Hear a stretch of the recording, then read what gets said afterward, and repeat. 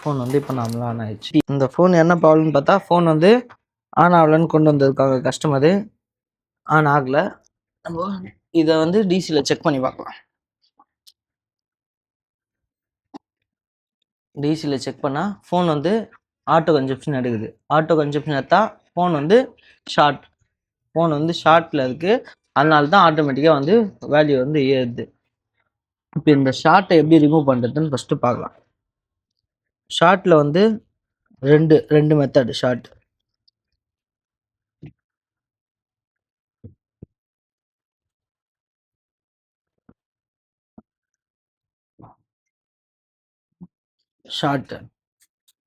Short பொறுத்த வரையும் 2 line தான் மேக்ஸிமம் ஷார்ட்டு. பார்த்தீங்கன்னா வெறும் 2 லைன் தான் ஷார்ட்டு. ஒன்று விபிஹெச், இன்னொன்று விபேட். சரியா? இந்த 2 லைன் தான் வந்து ஷார்ட் வந்து நார்மலாக வரும். இந்த 2 லைன் ஷார்ட் வந்து மெயின் பேட்ரி கனெக்டரில் ஷார்ட் காமிச்சதுன்னா அது வந்து விபேட் லைன் ஷார்ட். பேட்ரி கனெக்டரில் நம்ம டயோட் மேட் வேல்யூ வச்சு செக் பண்ணும்போது பேட்ரி கனெக்டரில் ப்ளஸ் லைனில் ஷார்ட் வந்தால் இது வந்து விபேட் லைன் ஷார்ட். சரியா? பேட்ரி கனெக்டரில் செக் பண்ணலாம். இப்போ வந்து நார்மலாக பேட்ரி கனெக்டரில் வைக்கிறோம். பேட்ரி கனெக்டரில் இந்த ப்ளஸ் லைனில் வச்சு செக் பண்ணும்போது போர்டு வந்து பீப் மோட் அடிக்குது. அப்படின்னா ப்ளஸ் லைனில் ஷார்ட் இருக்குது. இது வந்து விபேட் லைன் ஷார்ட். சரியா? இப்போ இந்த போர்டு வந்து விபேட் லைன் ஷார்ட். இந்த விபேட் லைன் ஷார்ட்டை நார்மலாக தெர்மல் கேம் இருந்தால் ஈஸியாக ஃபைண்ட் அவுட் பண்ணிடலாம். தெர்மல் கேம் ஓப்பன் பண்ணால் இல்லை இன்கேஸ் உங்கள்கிட்ட தெர்மல் கேம் வாங்கலை பண்ணாலும்னா கொஞ்ச நாள் கழிச்சா வாங்க முடியும்னா ரோஸ்டின் போட்டு ஸ்மோக் போட்டு ஷார்ட் வந்து நம்ம கிளியர் பண்ணலாம். ஃபோன் வந்து தெர்மல் கேம் ஓப்பன் ஆயிடுச்சு. சரியா? இப்போ இதில் நாமளை வச்சு நம்ம செக் பண்ணுவோம். வோல்டேஜ் வந்து நம்மளுக்கு வி பேட்டில் தான் ஷார்ட் இருக்குது. அதனால வி பேட்லேயே வந்து நம்ம வந்து வோல்டேஜ் இன்ஜெக்ட் பண்ணலாம் டேரெக்டாக. வி பேட்லேயே டேரெக்டாக நம்ம வோல்டேஜ் இன்ஜெக்ட் பண்ணும்போது ஷார்ட் பார்த்தா இந்த இடத்துல கீழே இந்த இடத்துல ஷார்ட் ஹீட் ஆகுது.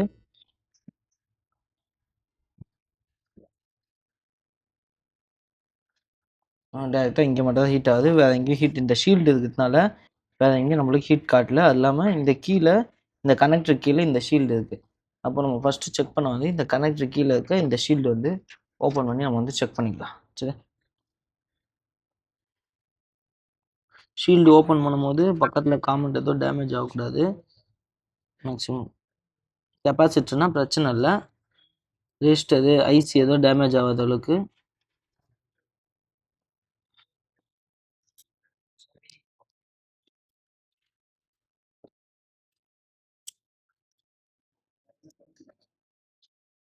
ஓகே. இந்த இடத்துல ஹீட் ஆகுற மாதிரி காட்டுது.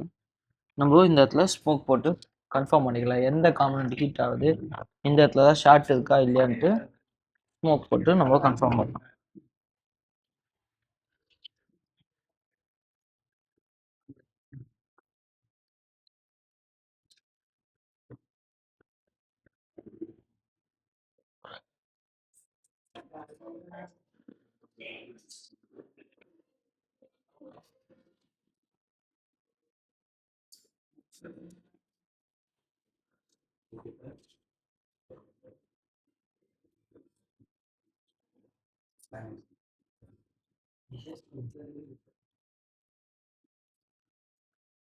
இதை பார்த்தாலே தெரியும் நம்மளுக்கு இந்த ஒரு கெப்பாசிட்டரு கலர் வந்து சேஞ்ச் ஆகிருக்கு. சரிதான்? இந்த ஒரு கெப்பாசிட்டர் வந்து கலர் சேஞ்ச் ஆகிருக்கு. அப்படின்னா இந்த கெப்பாசிட்டராக வந்து நம்மளுக்கு ஷார்ட். கெப்பாசிட்டரை பொறுத்தவரையும் மேக்ஸிமம் ரீப்ளேஸ் பண்ணணும்னு அவசியம் இல்லை கெப்பாசிட்டர். இதுவே லைட்டிங் செக்ஷனு, ஸ்பீக்கர் செக்ஷன் இது மாதிரி செக்ஷனில் கண்டிப்பாக வந்து அது வந்து ரீப்ளேஸ் பண்ணணும். ஏன்னா வந்து லைட்டிங் செக்ஷன் ஸ்பீக்கர் செக்ஷனில் பண்ணும்போது அது வந்து பூஸ்ட் கேப் கொடுப்பாங்க. அந்த இடத்துல நம்ம இதை வந்து ரீப்ளேஸ் பண்ணாமல் வெறும் ரிமூவ் மட்டும் பண்ணிவிட்டு விட்டோம்னா ஒரு லைட்டிங் செக்ஷனாக இருந்தால் அந்த லைட்டிங் வந்து கொஞ்சம் டல்லாக தெரியும். ஸ்பீக்கர் செக்ஷனாக இருந்தால் ஸ்பீக்கர் லோவாக கேட்கும், இல்லை நாய்ஸ் வரும், இது மாதிரி ப்ராப்ளம் வரும். மற்ற செக்ஷனில் இருக்கும்போது சார்ஜிங் செக்ஷனில் அது மாதிரி இருக்கும்போது இது அவ்வளோவா இம்பார்ட்டன்ட் இல்லை. அதனால இப்போ நம்ம வந்து இந்த கெப்பாசிட்டர் வந்து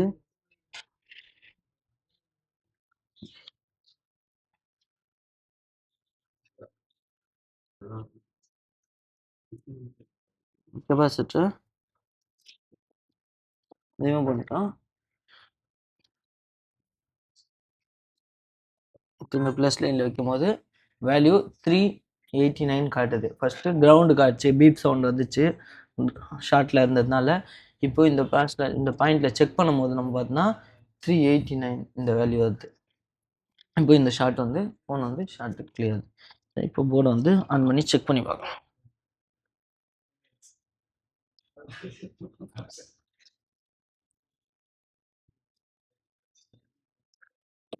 ஃபோனை ரிட்டன் பேக் பண்ணி செக் பண்ணும்போது பார்த்தோன்னா ஃபோனை வந்து டேப் போட்டு தான் செக் பண்ணணும். இல்லை இந்த காம்பனண்ட் வந்து கீழே ஃப்ரேமில் வந்து டச் ஆகும்போது ஃபோன் வந்து ஆன் ஆகும். அது போகிறதுக்கு திரும்ப நிறைய சான்சஸ் இருக்குது. அதனால் திரும்ப செக் பண்ணும்போது அந்த காம்பனண்ட் நம்ம ஷீல்டு உடச்சோம்ல, அந்த இடத்துல இருக்க காம்பனண்ட் எதுவும் பின்னாடி டச் ஆகாத அளவுக்கு டேப் போட்டுட்டு செக்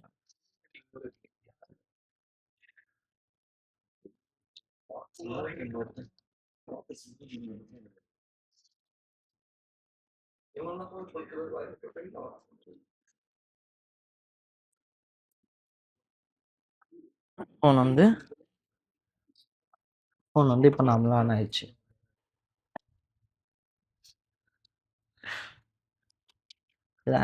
ஃபஸ்ட்டு இந்த விபெட் ஃபால்ட் இருந்தால் பேட்ரி ஷார்ட்டுன்னு வந்துச்சு. போர்டு வந்து டிசியில் செக் பண்ணும்போது போர்டு ஷார்ட் இருக்கா இல்லையான்னு ஃபஸ்ட்டு செக் பண்ணோம்.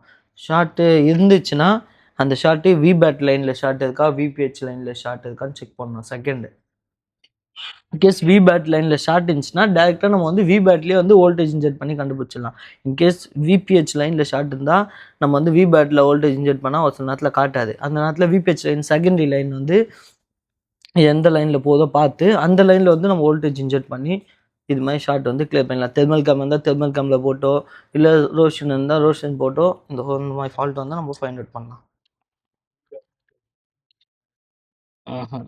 விபிஹெச்னா செகண்டரி லைன் விபிஹெச்னா விபேட்னா 3.7 வோல்டேஜ் போதில்ல, பேட்டரி கனெக்டர்லேருந்து போதில்ல, அந்த வோல்டேஜ் லைன் விபேட் லைன்.